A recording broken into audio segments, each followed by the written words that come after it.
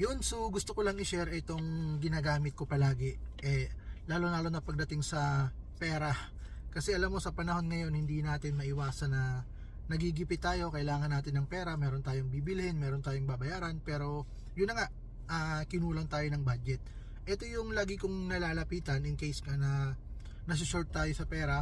So ito yung Tala loan app. So pwede mo to i-download sa mga social media like Play Store, like di ko lang alam kung mayroon siya sa mga Android, pero sa Play Store click mo lang Tala, lalabas na yan. So iiwan ko dito yung ating referral code, pwede mo tong gamitin once na mag-i-install ka nito. Kagandahan dito, pwede tayo makahiram dito from 1,000 up to 25,000. Then flexible din dito yung terms of payment. Pwede ka dito magbayad ng 15 days, 30 days, maximum niya is 60 days. So sa panahon kasi ngayon, hindi na basta-basta makahiram sa ating mga kaibigan, kamag-anak. Yung tipong manghihiram tayo ng pera, ang dami pang tanong, kailan mo babayaran, ganito ganon. Pero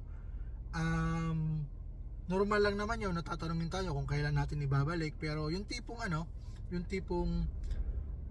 mula ng tanong-tanong kapag dito tayo manghihiram. So kung ako sa'yo, download mo na to, in case of emergency pwede mo itong magamit. So Tala loan app, ito yung referral code, iiwan natin dito.